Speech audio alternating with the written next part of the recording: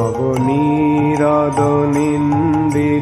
কান্তিধারম রসসাগর নাগর भूपवरं।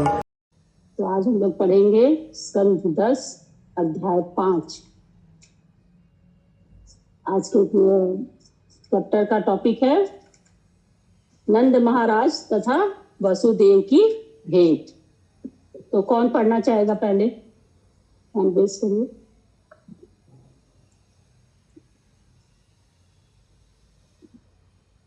हरे कृष्णा। रोहिणी की पापड़ी माता जी आप पढ़ेंगे?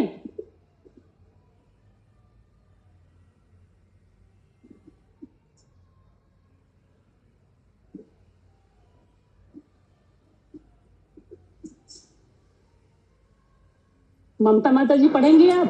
हरे कृष्णा। महामंजरी माता जी बुक निकालते हैं। एक मिनट निकालिए, तब तक मैं पढ़ रही हूँ। ठीक है। अध्याय 5 नंद महाराज तथा वसुदेव की भेंट।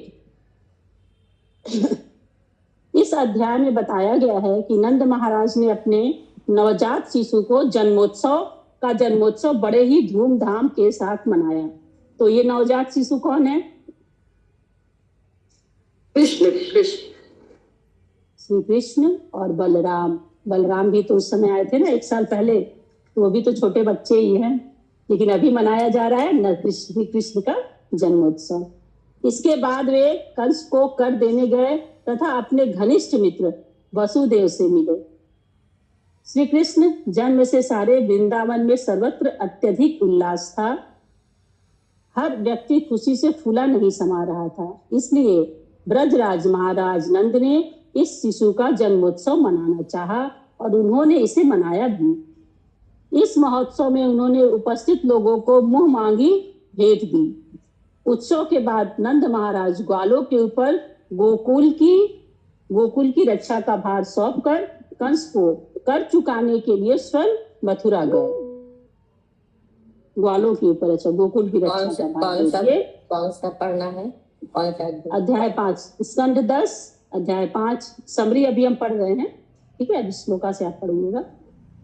मथुरा में नंद महाराज की भेंट वसुदेव से हुई। वे दोनों भाई थे। वसुदेव ने नंद महाराज के भाग्य की सराहना की, क्योंकि उन्हें ज्ञात था कि भगवान श्री कृष्ण ने नंद महाराज को अपना पिता मान लिया है। जब वसुदेव ने शिशु की कुशलता के विषय में नंद महाराज से पूछा तो उन्होंने वृंदावन के विषय में सारी बातें बतलाई। वसुदेव यह सुनकर अत्यंत प्रसन्न हुए। यद्यपि कंस द्वारा देवकी के अनेक शिशुओं के मारे जाने का शोक भी उन्होंने व्यक्त किया। नंद महाराज ने वसुदेव को यह कहकर ढांढस बंधाया कि हर कार्य प्रारब्ध के अनुसार होता है, अतः जो इसे जानता है वह दुखी नहीं होता। वसुदेव को गोकुल में अनेक उत्पातों की आशंका थी, इसलिए उन्होंने नंद महाराज को सलाह दी कि वे मथुरा में अधिक न रुके, अपितु जितनी जल्दी हो सके वृंदावन लौट जाएं।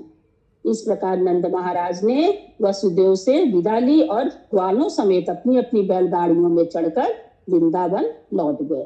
तो ये था इस चैप्टर का समरी। डिटेल में हम लोग आगे पढ़ेंगे। श्लोक नंबर 1 और 2 एक साथ है। श्री शुक उवाच। माता जी, हरे कृष्णा। माता जी समझा दी थी लीला माता जी को? हाँ, बोल दिए थे। अच्छा। ज्वाइन नहीं की है ना? आप देख लीजिए एक बार, हम उनको बता दिए थे। ठीक है, ज्वाइन करने को बोल रहे हैं। हाँ, ठीक है। श्री शुक उवाच। नंद स्वत्व आत्मजर उत्पन्ने। नंद स्वात्मजा उत्पन्ने। जाता लादो महात्मनः। आहूय विप्रान वेद्ज्ञान।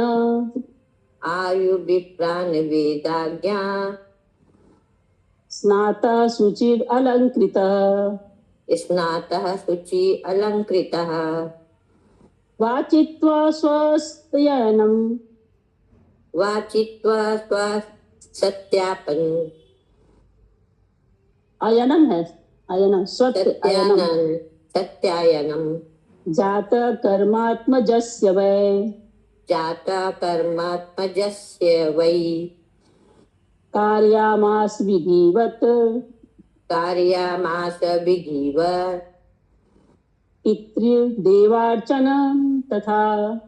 पितृदेवार्चनम तथा। अनुवाद। अनुवाद। सुखदेव गोस्वामी ने कहा, नंद महाराज स्वभाव से अत्यंत उदार थे। अतः जब भगवान श्री कृष्ण ने उनके पुत्र के रूप में जन्म लिया तो वे हर्ष के मारे फूले नहीं समाये। अतएव स्नान द्वारा अपने को शुद्ध करके तथा समुचित ढंग से वस्त्र धारण करके उन्होंने वैदिक मंत्रों का पाठ करने वाले ब्राह्मणों को बुला भेजा। जब ये योग्य ब्राह्मण शुभ वैदिक स्त्रोतों का पाठ कर चुके तो नंद ने अपने नवजात शिशु के जात कर्म को विधिवत संपन्न किए जाने की व्यवस्था की। उन्होंने देवताओं तथा पूर्वजों की पूजा का भी प्रबंध किया। तात्पर्य। श्री विश्वनाथ चक्रवर्ती ठाकुर ने नंदस्तु शब्दों के महत्व की व्याख्या की है। उन्होंने कहा है कि तू शब्द वाक्य की पूर्ति के लिए नहीं आया, क्योंकि यह वाक्य तू शब्द से बिना भी पूर्ण है। अतः तू का प्रयोग किसी भिन्न प्रयोजन से किया गया। यद्यपि कृष्ण देवकी पुत्र के रूप में उत्पन्न हुए, किंतु वसुदेव तथा देवकी जात कर्म का आनंद नहीं उठा पाए थे। उल्टे इसका आनंद लिया नंद महाराज ने। जैसा कि यहाँ बतलाया गया है, नंदस्तु आत्मजे उत्पन्ने जात लादो महात्मना। जब नंद महाराज वसुदेव से मिले तो वसुदेव ने यह प्रकट नहीं किया कि तुम्हारा पुत्र कृष्ण तो वास्तव में मेरा पुत्र है। तुम तो आध्यात्मिक रूप से उसके पिता हो। कंस के भय के कारण वसुदेव कृष्ण का जात कर्म नहीं मना सके, किंतु नंद महाराज ने इससे अवसर का पूरा लाभ उठाया।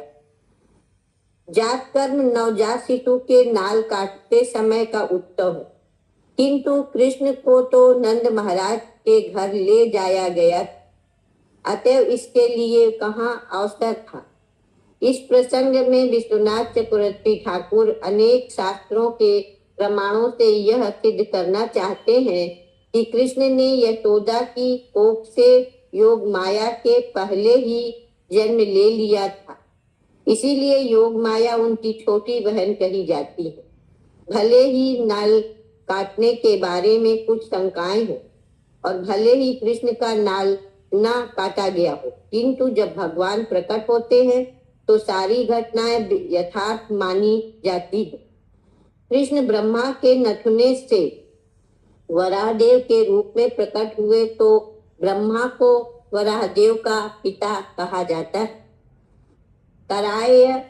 करायाम अस विधिवत शब्द भी महत्वपूर्ण है। पुत्र जन्म के हर्षातिरेक के कारण नंद महाराज ने देखा ही नहीं कि पुत्र का नाल कटा अथवा नहीं। इस तरह उन्होंने बड़ी ही धूमधाम से उत्सव मनाया। कुछ विद्वानों के अनुसार कृष्ण वास्तव में यशोदा के पुत्र के रूप में उत्पन्न हुए थे। जो भी हो, हम इस पचड़े में न पढ़कर यह मान सकते हैं कि नंद महाराज द्वारा कृष्ण के जन्म पर किया गया यह उत्सव उचित था। इसीलिए यह उत्सव हर जगह नंदोत्सव कहलाता है। तो क्यों नंद महाराज नहीं देख पाए थे नाल कटाया कि नहीं कटाया? क्योंकि वो तो रात में लाके सुला दिए थे ना, तो चेंज करके लेके चले गए थे। तो वो तो इतने खुश, मतलब लोग उस समय सब सो रहे थे। आनंद, हाँ, तो भी रहे थे। और जब पुत्र का, और इनको पता ही नहीं कि कन्या हुई थी ही पुत्र हुआ था, है ना? पुत्र हुआ था और आनंद में थे तो वो खाली आनंद तो मना, भगवान जन्म लिए जिसके घर में तो वो तो आनंद मनाएंगे। वो नहीं जानते थे, योग माया के कारण सब कुछ ढक गया था। श्लोक नंबर 3। धेनुनाम नियुते प्रादाद, धेनूनां नियुते प्रदात् विप्रेभ्यः समलंकृते, विप्रेभ्यः समालंकृते तिलाद्रीन् सप्तरत्नौघ, तिलाद्रिस्न सप्तरत्नौघ कौम्भां वरान्वितान्, सात कौम्बं वरावृतान्। धन्यवाद। चंदा माता जी हाथ उठाए हैं। हरे माता जी, हरे कृष्ण माता जी, वो नहीं ऐड कर पा रही हैं। ठीक है, हम बाद में उनसे बात कर लेंगे, उनको बाद में समझा दीजिएगा। नंद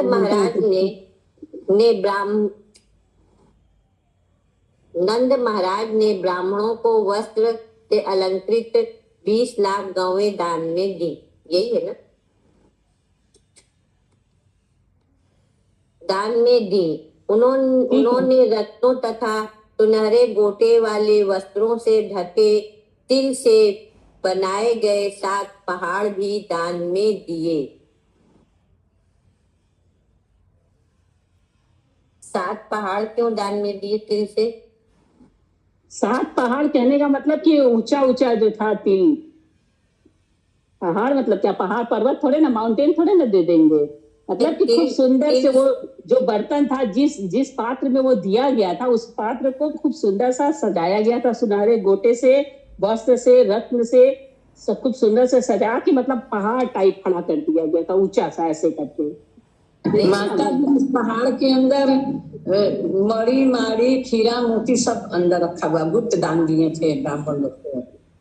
लेकिन लास्ट में लिखा ना, तिल से बनाए गए 7 पहाड़ भी उस पूरे वर्ड को पढ़िए। उन्होंने रत्नों तथा सुनहरे गोटे वाले वस्त्रों से ढके तिल से बनाए गए 7 पहाड़ भी दान में दिए। अब समझे? माने तिल का पहले पहाड़ बना दिए, जिस पात्र में दान कर रहे हैं उसको पूरा सुंदर से कपड़े से गोटे रत्न लगे हुए से उसको ढक दिया गया था। ठीक है, जैसे हम किसी को उपहार देते हैं, शादी ब्याह होता है तो नहीं देते हैं बड़ा बड़ा थाल में सब सजा के उसको कपड़े से कवर करके, वही चीज समझ लीजिए। श्लोक नंबर 4। कालेन स्नान शौचाभ्याम, कालेन स्नानं शौचाभ्याम संस्कार तपसेज्यया,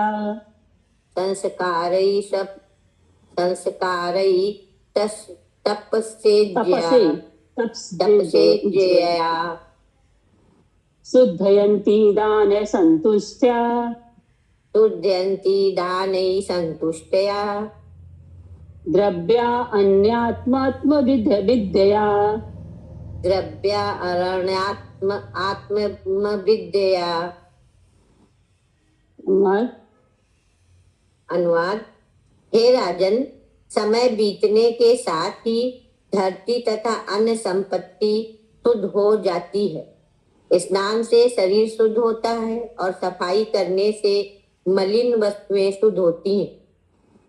संस्कार अनुष्ठान से जन्म शुद्ध होता है, तपस्या से इंद्रियां शुद्ध होती हैं और पूजा से ब्राह्मणों को दान देने की भौतिक संपत्ति शुद्ध होती है। संतोष से मन शुद्ध होता है और आत्मज्ञान अर्थात कृष्ण भावना अमृत से आत्मा शुद्ध होता है। तात्पर्य। वैदिक सभ्यता के अनुसार वस्तुओं को किस तरह शुद्ध किया जाए, इसके विषय में ही ये आदेश है। शुद्ध किए बिना प्रयोग की जाने वाली हर वस्तु हमें कलमशग्रस्त कर देगी। भारत में 5000 वर्ष पूर्व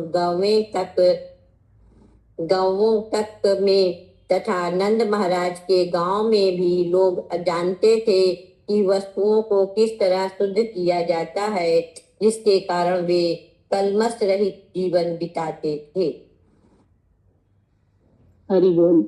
तो शुद्धता का यहाँ कितना महत्व दिखाया जा रहा है, कैसे किसी चीज को शुद्ध करते हैं। स्नान से शरीर शुद्ध हो जाता है, धुलाई करने से वस्तुएं शुद्ध हो जाती हैं। संस्कार अनुष्ठान लोग होता है ना कि जब कोई बच्चा जन्म लेने वाला रहता है, होने होता तो लोग को बोला ना कि यज्ञ करिए, नाम जाप करिए, ये सब मतलब एक उत्तम बालक हमारे घर में आए, तो ये सब शुद्धिकरण का एक तरीका है। इसी के बारे में यहाँ पे चर्चा किया जा रहा है कि तपस्या से इंद्रियां शुद्ध होती हैं, पूजा से, ब्राह्मणों को दान देने से। हम लोग घर में हमेशा पूजा करवाते रहते हैं, दान देते क्यों? ताकि शुद्धता आए, उससे संतोष से मन शुद्ध होता है। अगर आप किसी चीज के लिए संतोष करते हैं तो आपके मन में देखिएगा कि बहुत अच्छे अच्छे विचार आएंगे। संतोष बहुत, लोग कहते हैं ना संतोषम परम सुखम, संतोष बहुत बड़ा सुख है। तो किसी चीज के लिए हठात हमको बस ये चाहिए, ऐसा नहीं सोचना चाहिए। अगर नहीं मिल रहा है तो जब हमारे भाग्य होगा तब हमको मिल जाएगा, तो इसी को कहते हैं संतोष करना। जब संतोष करके किसी चीज को हम हासिल करते हैं तो उसका खुशी ही एक अलग होता है। आत्मज्ञान अर्थात कृष्ण भावनाविद से आत्मा शुद्ध होती है। जब हम भक्ति करते हैं, भगवान का ध्यान करते हैं तो हमारी आत्मा शुद्ध होती है। श्लोक नंबर 5। सौमंगल्यम गिरो विप्रा, सौमंगल्यम गिरो विप्रा। हाँ माता नीला माता जी बोलिए। और माता जी साधु संग सौभाग्य से मिलता है, जो भी हम सब लोग ले रहे हैं। साधु संग से भी तुम्हारा मन शुद्ध हो रहा है, साधु संग से भी तुम्हारा मन शुद्ध हो रहा है। वैष्णवों का साथ, हम लोग सोचिए कितने भाग्यवान है कि आज हम लोग वैष्णवों का संग कर रहे हैं। श्रील प्रभुपाद की जय। जय। पढ़िए माता जी अनुवाद। अच्छा श्लोक नहीं हुआ ना? श्लोक नहीं हुआ। सौमंगल्य गिरो विप्रा, सौमंगल्यम मंगल्य गिरो विप्रः, सूतमागध बन्दिनः, सूतमागध बन्दिनः, गायकाश्च जगुर्नेदु, गायकाश्च जुगुर्नेदु, भयो दुन्दुभयो मुहुः, भयोर्दुन्दुभयो मुहुः। अनुवाद। ब्राह्मणों ने मंगलकारी वैदिक स्तोत्रों सुनाए, जिनकी ध्वनि से वातावरण शुद्ध हो गया। प्राचीन इतिहासों या पुराणों को सुनने वाले, राज परिवार के इतिहास सुनने वाले तथा समान वाचकों ने गायन किया, जबकि गवैयों ने भेरी, दुंदुभी आदि अनेक प्रकार के वाद्य यंत्र की संगत में गाया। इतना अच्छा से जन्मोत्सव मनाया गया। ब्राह्मण वेद गा रहे हैं मंगलकारी, जिससे पूरा वातावरण शुद्ध हो रहा है। लोग मतलब जो परिवार है, राजसी परिवार, प्राचीन इतिहासों या पुराणों को सुनाने वाले राज परिवारों के इतिहास सुना रहे हैं।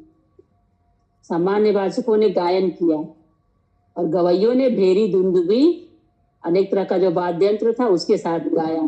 तो कितना अच्छा उस समय का मतलब माहौल रहा होगा। अब हम लोग को वो सब कहाँ देखने को मिलेगा? यदि किसी के घर में ये सब अब हो पाता है। श्लोक नंबर 6। ब्रजा समृष्ट संसिक्त, ब्रजः सृष्टि संसिक्तः, द्वारा जीर गृहांतरः, द्वारा जीरा गृहांतरः, चित्रध्वज पताकास्त्र, चित्रध्वज पताकश्च, चैल पल्लव तोरणे, चैल पल्लव तोरणे। अनुवाद। नंद महाराज का निवास ब्रजपुर रंग बिरंगी झंडियों तथा झंडों से पूरी तरह म्यूट कर लीजिए। हरे कृष्णा। उर्मिला माता जी म्यूट कर लीजिए।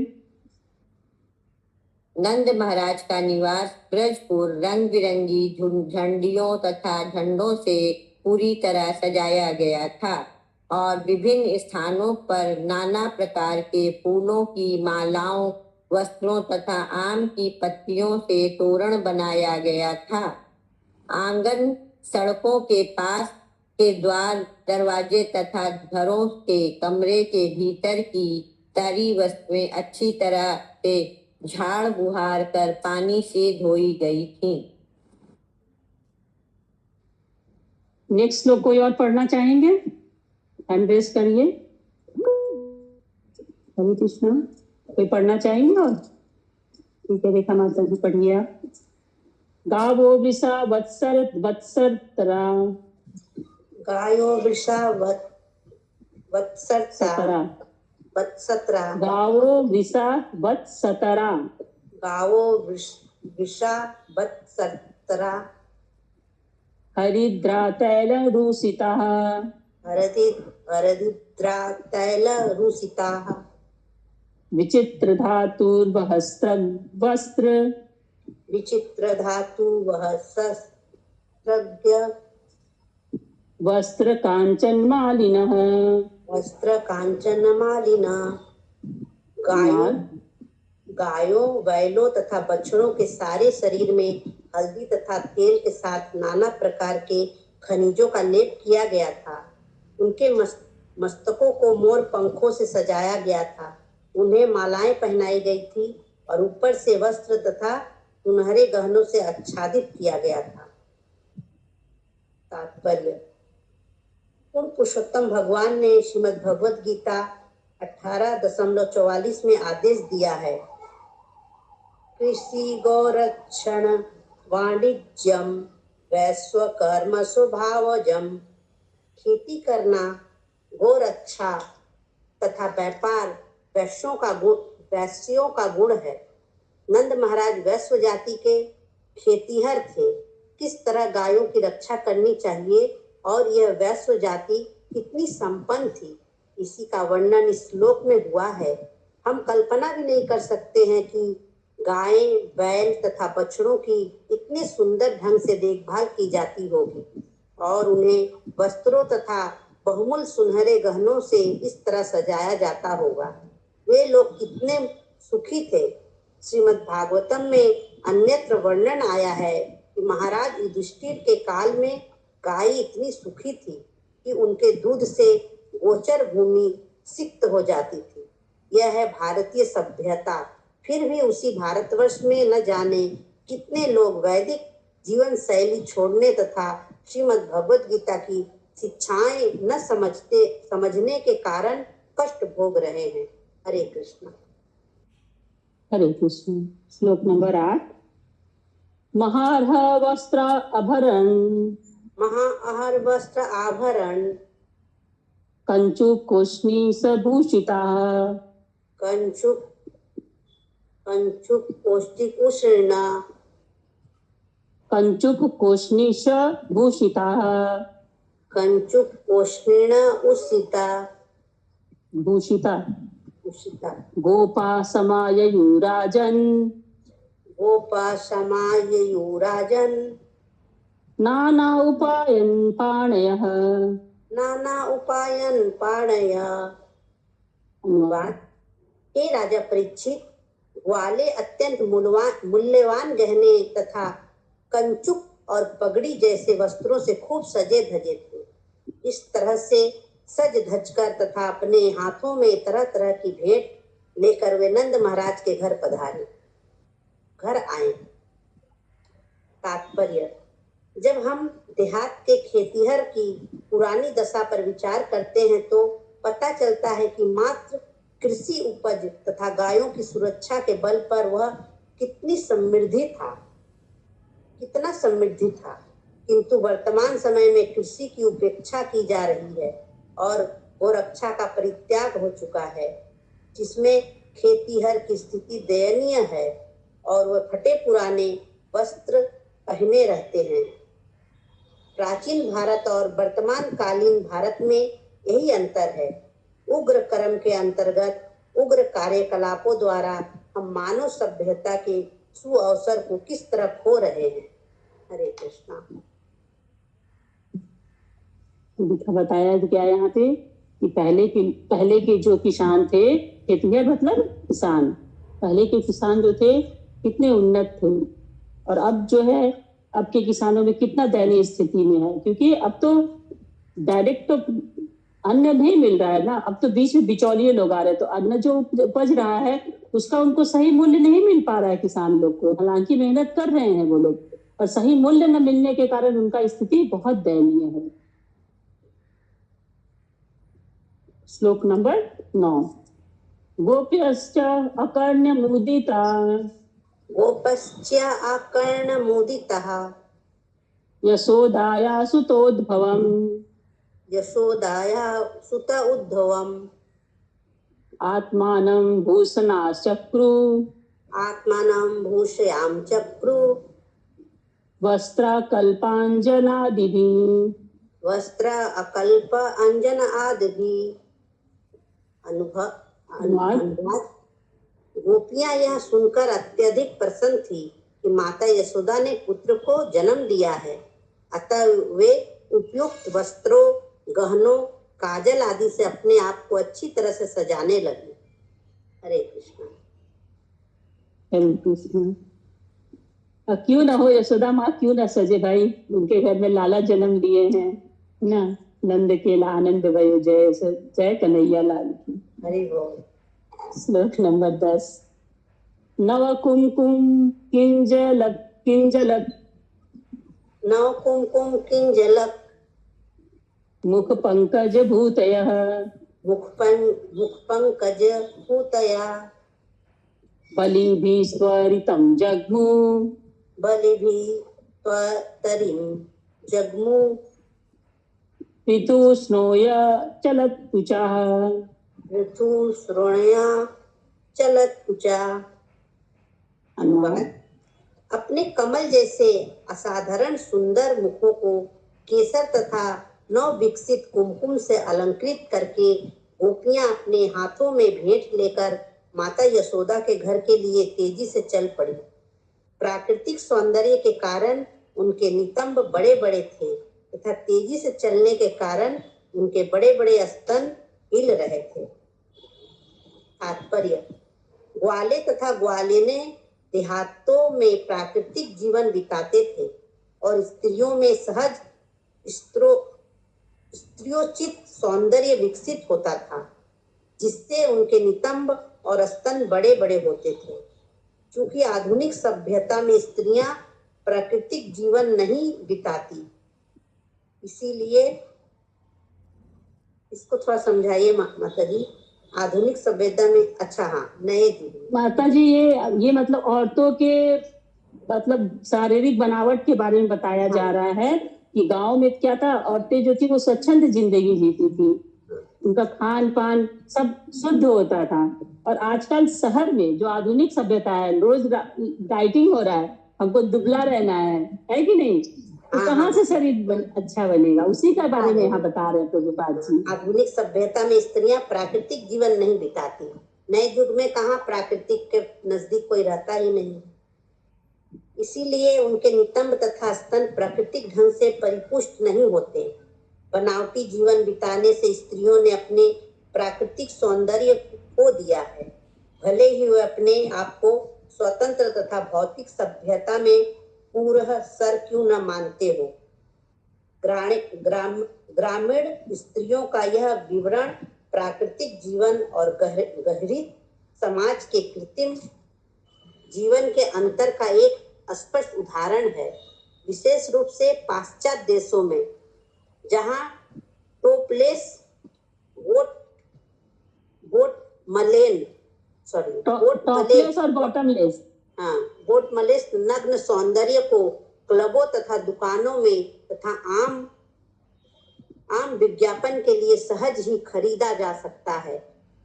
वल्लभी शब्द बतलाता है कि स्त्रियां स्वर्ण मुद्राएं, रत्न जड़ित मालाएं, सुंदर वस्त्र, दुर्वा, चंदन, लेप, पुष्प मालाएं तथा स्वर्ण की थालों में विभिन्न भेंटें लेकर गई थी।